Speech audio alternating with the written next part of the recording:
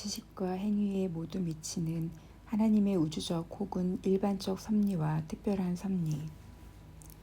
그러므로 이로써 독자들이 무엇보다 먼저 견지해야 할 것은 섭리의 의미가 하나님이 땅에서 무엇이 일어나는지 한가하게 하늘로부터 지켜보시는 데 있지 않고 그가 열쇠의 보유자로서 모든 사건을 다스리시는 데 있다는 사실이다.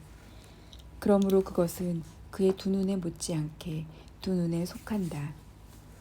우리가 보듯이 아브라함이 그의 아들에게 하나님이 준비하실 것이라고 말했을 때 그는 미래의 사건에 대하여 하나님이 예지하고 계시다는 사실과 함께 자기에게 알려지지 않은 일에 대한 돌보심이 어리둥절하고 혼란스러운 것들로부터 벗어나게 하는 출구를 마련해 주곤 하시는 하나님의 뜻에 맡겨져 있다는 사실을 주장하고자 하였다. 이로부터 섭리는 행위 안에 자리하고 있음이 귀결된다. 그러므로 많은 사람들이 단순한 예지에 대해서만 중얼거리는 것은 극한 무지의 소치이다. 통치를 하나님께 돌리기는 하되 혼란스럽고 뒤섞인 통치만 그렇게 하는 오류는 내가 말했던 바와 같이 하나님이 우주계를 그 각각의 부분들과 더불어 일반적인 운동으로 회전시키고 운행하기는 하지만 피조물 개개의 행위를 각각 고유한 방식으로 지도하지는 않으신다고 보는 오류인데 이는 그리 우둔하지는 않아 보인다.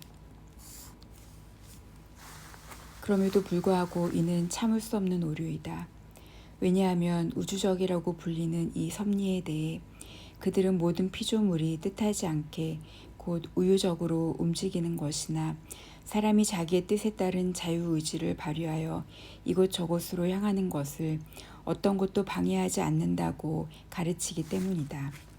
그리고 그들은 하나님과 사람 사이를 서로 절연시켜 놓고 하나님은 자기의 능력으로 사람 속에 운동력을 불어넣으심으로써 그것에 의해서 사람이 자기 속에 심겨진 본성에 일치하는 행위를 할 수 있도록 하시지만 사람은 자기의 의지적인 계획으로 자기의 행위들을 조정한다고 주장한다. 간략하게 말해서 그들에 따르면 세계, 사람들의 일들, 그리고 사람들 자신은 하나님의 권능으로는 통치를 받으나 하나님의 결정으로 그렇게 되지는 않다는 것이다.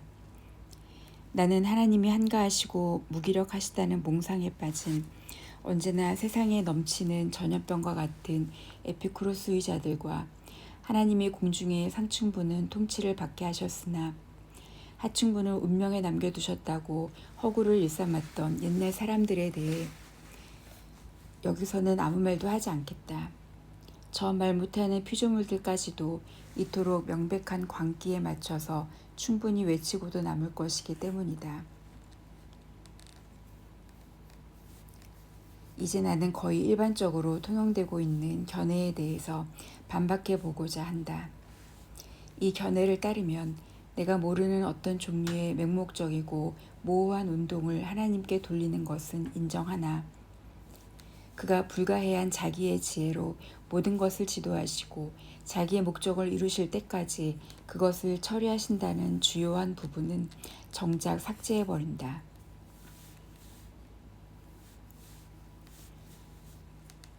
그리고 사실 자체가 아니라 오직 말로만 하나님을 세계의 주관자로 삼는 바, 그로부터 그의 조정권을 박탈해버린다. 내가 묻는다.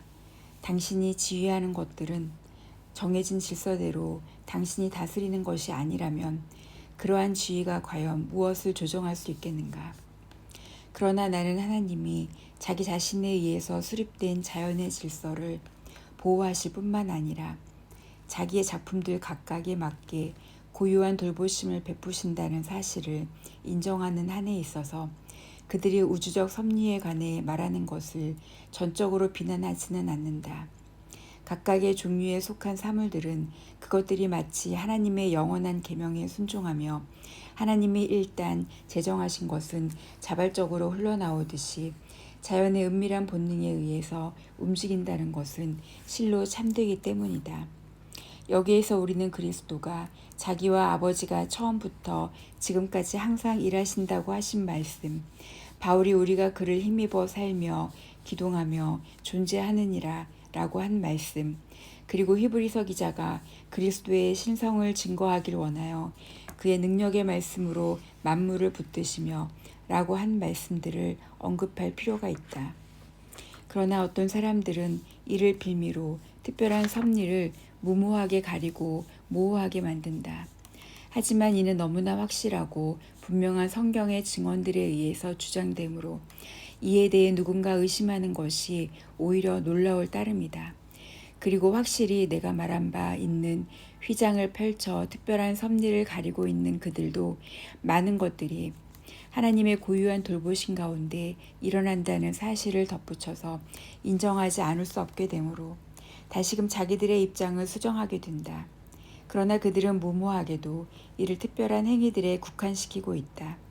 그러므로 하나님이 개개의 사건들을 다스리시기 위하여 주의를 다하신다는 사실과 그것들 모두가 그의 결정적인 계획에 의해서 발생하고 어떤 것도 우연히 일어나지 않는다는 사실이 입증되어야 한다.